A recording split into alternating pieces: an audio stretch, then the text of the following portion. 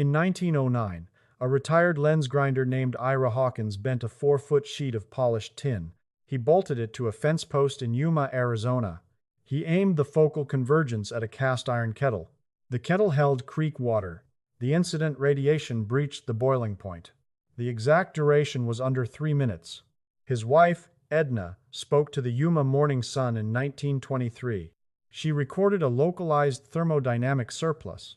She had not purchased firewood between March and October for 14 years. She executed the thermal load requirements for 3 daily meals. She used a tin curve and raw sunlight. Her neighbors hauled physical biomass from river bottoms. They transferred capital to the general store for kerosene. The local agricultural agent categorized the apparatus as a novelty. It was not a novelty. It was the absolute physical circumvention of a commercial sequence. His granddaughter confirmed the family bypassed caloric deficit during the Depression. The mechanism eliminated their singular required energy expenditure. Researchers at the University of Arizona mapped thermal capture across the Sonoran Corridor in 1947. They measured exactly 800 watts of thermal yield. The source was a 4-foot parabolic reflector. The ambient baseline was 112 degrees, 800 watts. Extracted from bent metal and unimpeded photons, it requires no photovoltaic semiconductor. It requires no chemical battery storage. It requires no monthly lease payment. It requires no 25-year amortization schedule. You can replicate this geometry in your yard for $50. The resulting thermal output matches 5 to 10 standard solar panels. The residential energy sector demands $25,000 for roof-mounted silicon arrays. They maintain a strict financial incentive to control the flow of information. The highest efficiency solar transfer mechanism ever recorded is not a flat panel. It never was. Engineers label the device a parabolic solar concentrator. Sandia National Laboratories verified it as the absolute peak of solar-to-grid efficiency. In 2008, their instruments logged a net energy conversion rate of 31.25%. The metric remains undefeated. A standard residential panel captures 18 to 22%. The parabolic curve doubles the physical extraction limit of the flat plane. The retail solar industry ignores this metric. The omission is deliberate. I will dictate the optical mechanics of this system. I will establish why the physics operated identically 150 years ago. I will prove why a multi-billion-dollar panel sector relies on your ignorance. The physics relies on elementary geometric architecture. A 10th grade student can plot the coordinates on paper. A parabola holds a rigid mathematical absolute. Any light ray entering parallel to the central axis strikes the boundary. It instantly reflects. It converges at an exact spatial coordinate. We call this the focal point. This is not theoretical modeling. This is Euclidean law. These optics predate the telescope by 1,800 years. You position a concave reflector toward the stellar mass.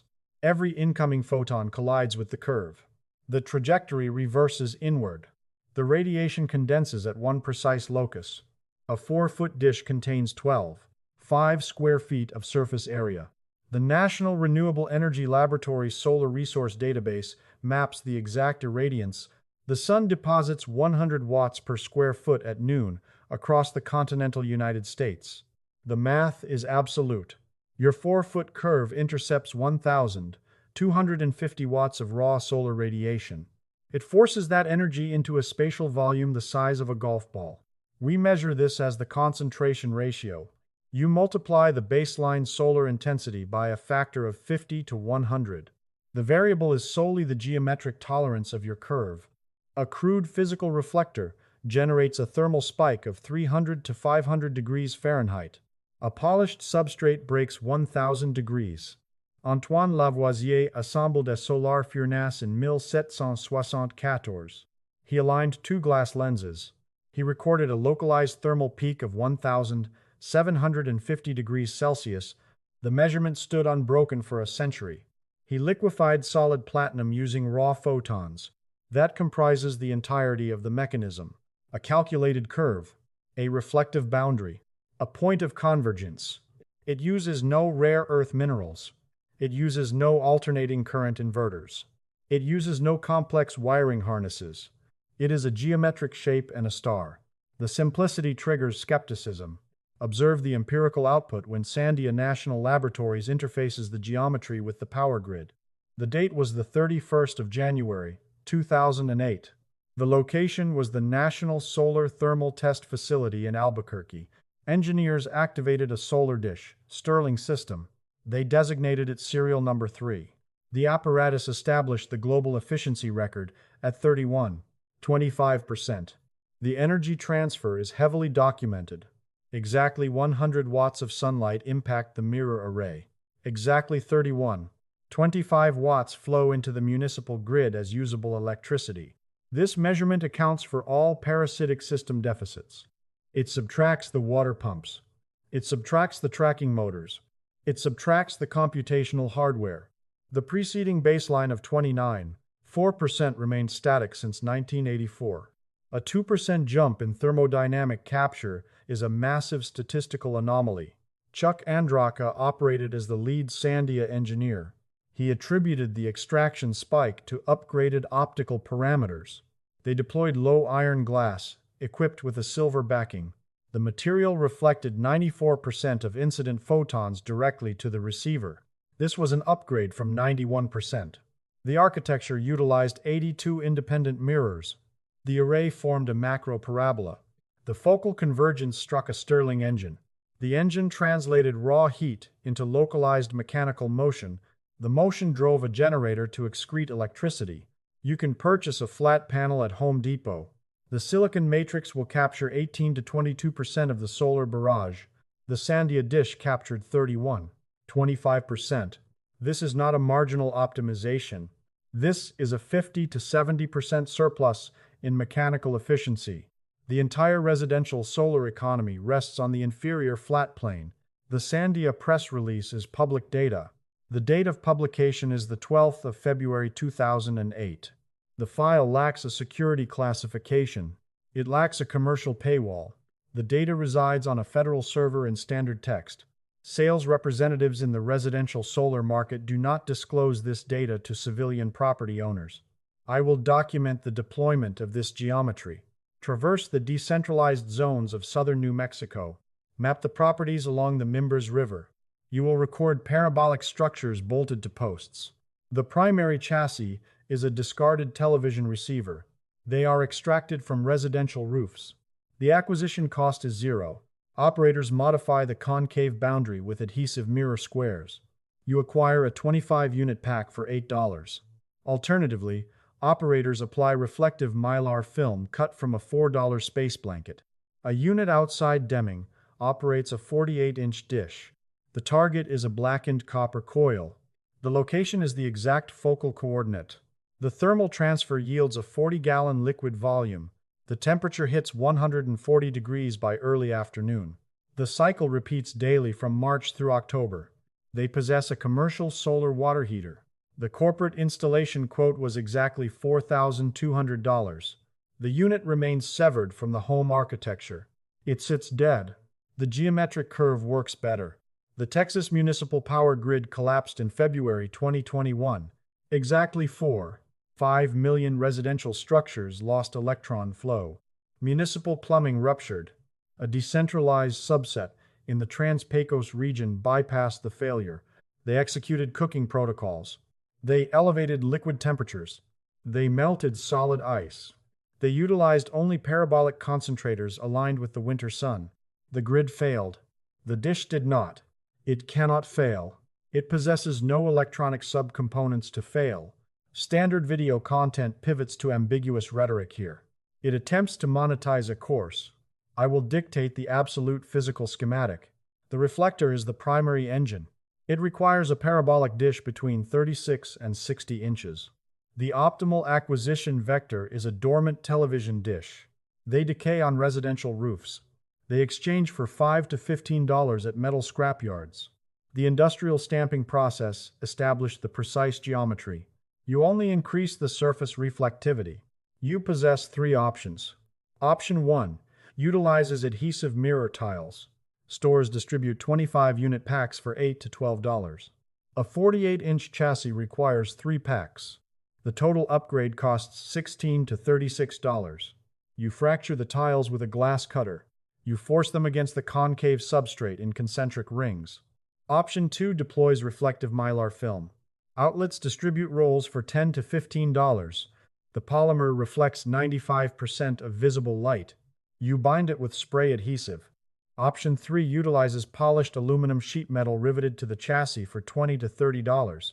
Glass yields precision. Mylar is cheapest. Aluminum is durable. Physics accepts all three. Position the payload at the focal coordinate. For liquid thermal transfer, mount 14-inch copper tubing. Paint it flat black. Secure it where the photon trajectories intersect. For cooking protocols, mount a cast iron plate. To extract electron flow, mount a high-efficiency photovoltaic cell with a thermal sink. Calculate the focal distance using academic mathematics. The focal length equals the dish diameter squared divided by 16 times the depth. A standard 48-inch chassis has a 7-inch depth. The calculated focal length is exactly 5 inches from the center matrix. Place your receiver there. The support structure is the original steel pole or a pipe in a concrete bucket. Analyze the capital expenditure.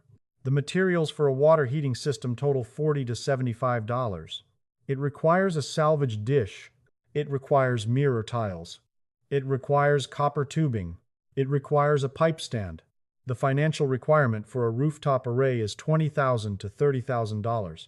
The commercial array performs worse per square foot. The ratio is brutal. You do not consume data passively. You construct physical systems. I compiled a technical manual. It calculates the optimal energy architecture for specific geographic coordinates. It isolates maximum thermodynamic yield. It forces financial retention. The link is provided. I will dismantle 3 operational objections. They stall physical deployment. The first variable is trajectory. The stellar mass transits the sky. A fixed dish yields a 2-hour peak. The peripheral hours suffer rapid output decay. The commercial solution is a $500 motorized tracking axis. The physical solution is human calibration. You manipulate the mechanism 3 times daily. Morning, zenith, afternoon. The physical pivot takes 10 seconds. The University of Gaziantep tested ground-coupled solar thermal systems in 2016. They documented manual 2-axis adjustments at 3 intervals. The crude human alignment captured 85 to 90% of a fully automated tracking grid. Mechanical perfection is unnecessary. Behavioral consistency is absolute. The second variable is thermal danger. The threat is absolute. A 48-inch dish converges radiation to a singular focal coordinate. It ignites cellulose. It liquefies polymers. It destroys human tissue in seconds. An empty focal point is a kinetic hazard. Cover the boundary surface. Cap the parabolic matrix. This is categorized as an extreme thermal risk. It is an extreme thermal risk. You operate a combustible gas stove daily. You manage that hazard. The danger is a physical reality. The mitigation requires basic discipline. The third variable is residential capacity. The industry claims a dish cannot power a structure. The premise is flawed.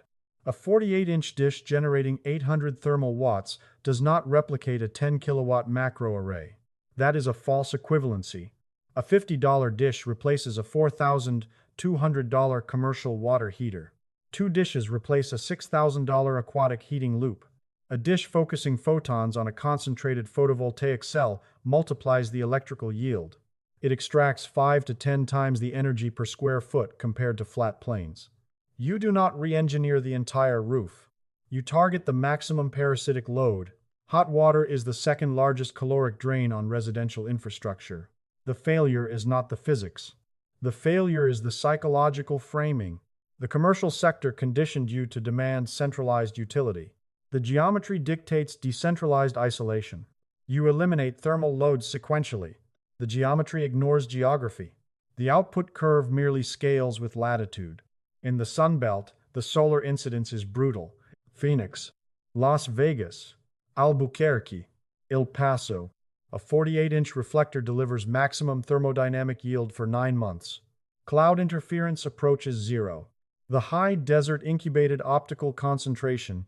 It remains the optimal atmospheric zone. The Midwest yields a narrower operational window. Kansas, Oklahoma, Texas. The curve delivers peak output from April through September.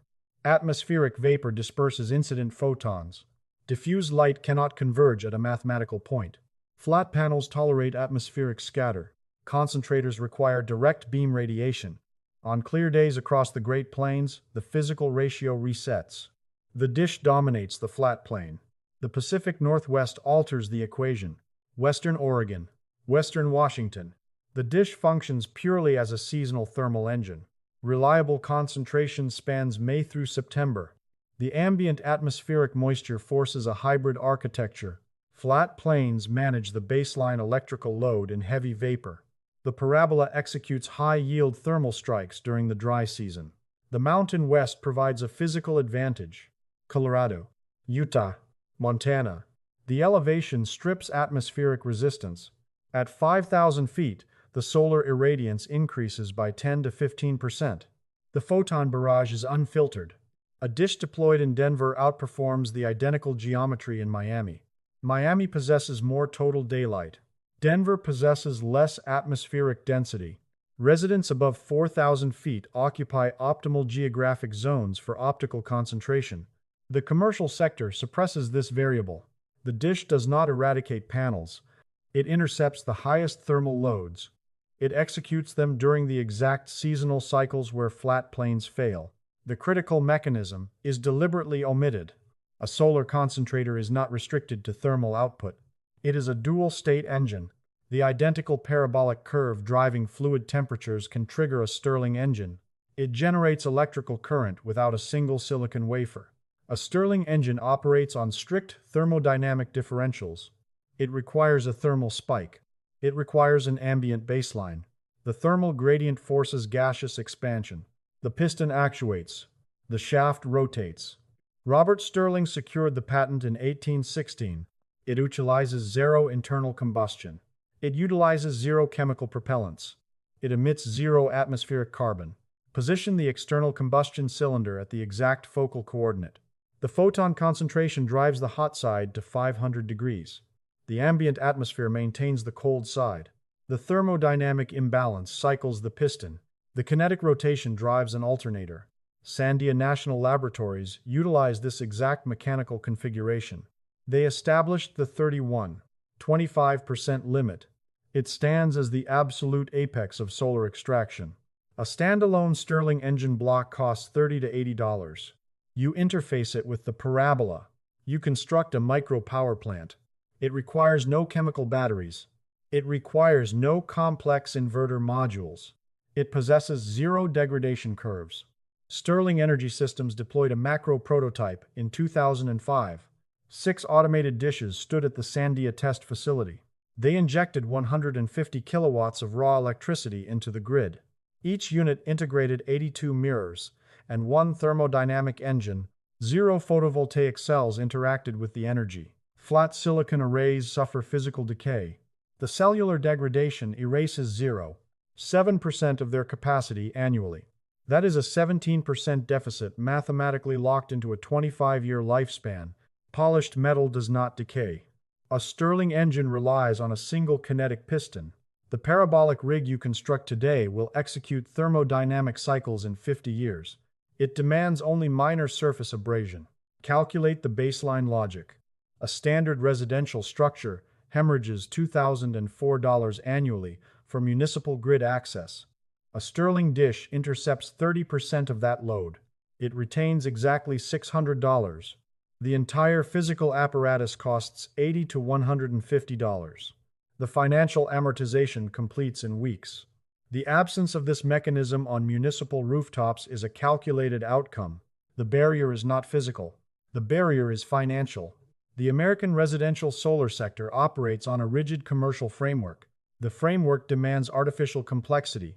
It requires certified industrial manufacturing. It requires UL-listed electronic inverters. It requires licensed electrical contractors. It requires municipal building permits. It requires 25-year debt amortization schedules. It requires dealer surcharges that inflate the principal by 20%. It requires decade-long maintenance contracts designed to extract recurring capital. A standard residential array costs exactly $25,000 to $30,000.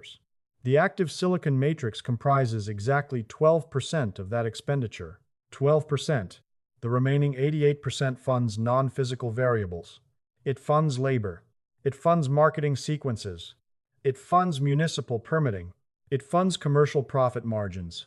The National Renewable Energy Laboratory tracks these precise metrics. They categorize them as soft costs. Soft costs dictate 40 to 50% of the final consumer price. That is $15,000 of pure non-hardware capital extracted per installation. The optical curve neutralizes this commercial architecture. There is no AC inverter to fail. There is no complex wiring harness to route. There is no municipal permit to secure for a localized physical post. There is no 25-year debt obligation to execute. There is no commercial installer margin to satisfy. The physical mechanism is solely a reflective boundary and a thermal target. It lacks a commercial substrate. A physical law without a commercial substrate possesses no sales force. It possesses no trade organizations. It possesses no federal lobbyists. The Solar Energy Industries Association represents the American panel market. They have never issued civilian guidance on optical concentration. The omission is not due to physical failure. The geometry operates flawlessly. It operates too cheaply. It generates zero recurring capital to sustain their corporate framework. The suppression of this thermodynamic mechanism is historical fact. Augustin Mauchat functioned as a French physics professor in 1878. He constructed a macro concentrator. He interfaced the focal point with a mechanical steam engine. He powered industrial printing presses using raw photons. He secured the gold medal at the Paris Universal Exposition. The French state financed his optical research for a decade. Then, the extraction cost of raw coal plummeted. English carbon became cheaper than the French geometric apparatus. The state terminated Mauchat's capital exactly 2 years after his absolute metric triumph. He expired in 1911. The technology was buried for a century. The physics never failed. The commercial paradigm shifted. Modern energy substrates differ. The absolute outcome remains identical. The most efficient geometric capture of solar radiation yields zero corporate profit. You will execute the physical construction in 48 hours. Friday evening, you extract a dormant satellite dish from a residential structure. You scan localized digital marketplaces. You require a 36 to 60-inch diameter. You isolate the chassis. You acquire the optical modifiers. You procure 3 packs of mirror tiles for exactly $12, or a reflective mylar roll for $15. Saturday morning, you prepare the substrate. You strip particulate matter from the concave boundary. You apply the mirror tiles at the central matrix. You expand outward in concentric rings. You maintain a 116-inch physical gap between units. Total surface coverage supersedes optical perfection. If applying mylar, you deploy spray adhesive. You press the polymer flat. It requires basic structural smoothness. Saturday afternoon, you isolate the focal convergence. You align the primary axis with the solar mass. You insert a cellulose target into the path of the reflected radiation. You adjust the depth along the z-axis. You isolate the exact spatial coordinate where the photon concentration reaches maximum density. You log that geometric distance. You fabricate a structural arm from angle iron or steel conduit. You lock the receiver mount at that exact depth. For thermal fluid transfer, you bend exactly 10 feet of 14-inch copper tubing. You form a dense spiral. You coat the surface in flat black thermal paint. You secure it at the absolute center of the photon convergence. Sunday morning, you execute the physical test. You align the geometry with the sky. You initiate fluid flow. You monitor the return line thermocouple. The fluid registers 130 to 160 degrees within exactly 10 minutes. The atmospheric vapor is minimal. You intersect the focal point with an external mirror. You observe a localized optical anomaly. It forms a dense white disk. The radius matches a standard coin. That physical disk is 100 times the baseline solar intensity. It bombards your copper target. It translates pure stellar radiation into usable thermal kinetic energy. The commercial alternative on the adjacent roof costs $4,200. It utilizes a flat collector matrix. It utilizes mechanical fluid pumps. It utilizes chemical glycol loops. It utilizes complex electronic control boards. You matched the thermal output. You utilized a curve and a copper coil. The commercial solar sector is not wrong. The commercial solar sector is physically incomplete. They sold you a flat surface. A flat surface is the least efficient geometric boundary for energy capture in the known universe. They mandate the flat surface. It is the sole geometry, requiring a licensed installer. It is the sole geometry requiring a 25-year corporate service contract. Ira Hawkins calculated the superior shape in 1909 using crude tin. Sandia National Laboratories validated the absolute physical limit in 2008 using 82 precision mirrors. Decentralized populations in New Mexico operate the identical physics today. They use discarded television chassis and $8 adhesive tiles. The stellar radiation impacting your property transfers exactly 1,000 watts per square meter. The silicon matrix on your roof intercepts 200 watts. The parabolic geometry intercepts 700 watts. Observe your physical property. Visualize a 4-foot curve suspended on a steel post. Visualize the focal point glowing with concentrated photons. Visualize the thermal fluid bypassing your municipal meter. You eradicated the second largest domestic energy load. You executed this in 48 hours. You expended exactly $40. The technical manual outlines this specific architectural integration. The file location is accessible. I will now disclose 6 critical operational variables. I withheld this data deliberately. The data is only relevant to active physical builders. You are an active builder. The primary variable is optical accuracy. Flat adhesive tiles distort the absolute parabola. The planar geometry forces an off-axis trajectory deviation. The focal coordinate expands. The radiation diffuse. The theoretical concentration limit collapses from several hundred to a functional median of 50 to 80. This baseline supports localized thermal dynamics. It supports fluid heating. It supports cellular biomass breakdown. It supports low-temperature mechanical rotation. A photovoltaic cell demands optical perfection. It demands a condensed target. You must discard the flat tiles. You deploy curved reflective strips. Alternatively, you acquire a vacuum-formed acrylic sheet. Commercial solar suppliers distribute them for $30 to $50. The geometric precision spikes. The thermodynamic yield maximizes. It is the absolute optimal physical upgrade. The secondary variable is aerodynamic load. A 4-foot curve functions as a physical sail. A 30-mile-per-hour atmospheric current generates severe kinetic lift. Unsecured base structures will fail. The chassis will invert. The structural vibration will detach the focal point from the receiver mass. The stabilization protocol is absolute. It requires a 5-gallon bucket of solid concrete. It requires a high-tension stabilization network. You anchor 3 steel cables into the soil at 120-degree intervals. The material cost is exactly $10. The temporal expenditure is 20 minutes. Initial mechanical failures are never thermodynamic. They are exclusively aerodynamic. The third variable is convective heat loss. The target mass transfers thermal energy to the surrounding atmosphere. High-velocity air currents strip the surplus. The localized thermodynamic deficit reaches 20 to 30%.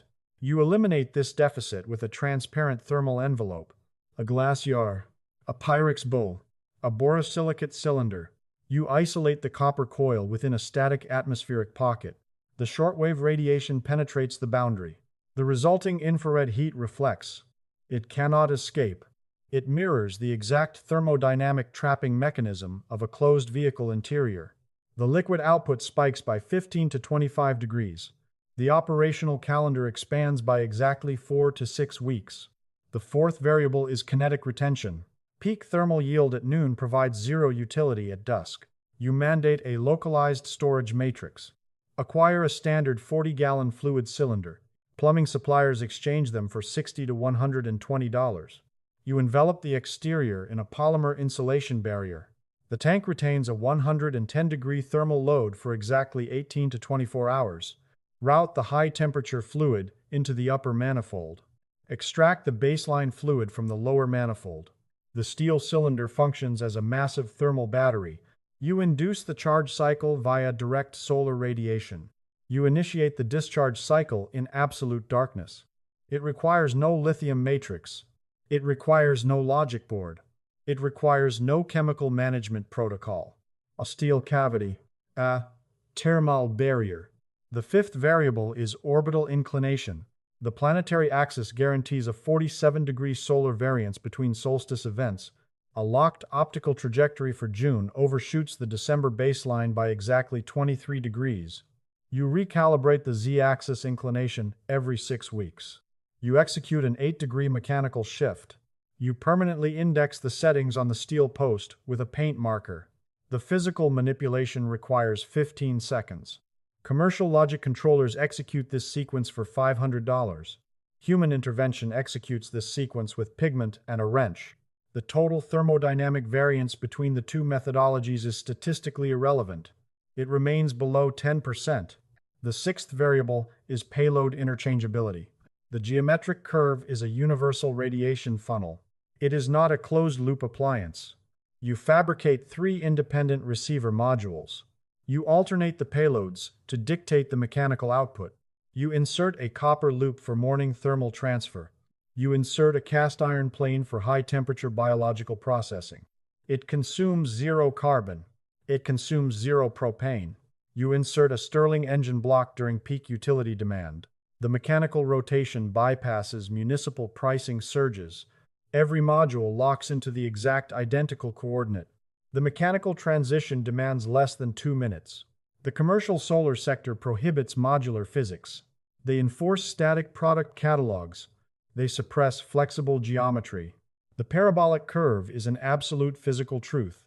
It dictates a 2,200-year-old solution to a modern energy deficit. Archimedes calculated the geometry. Lavoisier weaponized the photon convergence. Augustin Mouchat integrated the steam mechanism in 1866. He secured global recognition at the Paris Universal Exposition in 1878. The French state terminated his capital instantly. The extraction cost of fossil carbon collapsed. The geometry never failed. It was systematically erased. The mechanisms documented in this database do not violate the laws of physics. They violate the laws of commercial expansion. The industrial sector mandates complexity. They criminalize simplicity. Simplicity yields 0 corporate dividends. If you align with absolute mechanical truth over commercial conditioning, you will distribute this data. It is the sole mechanism to ensure the physics survive.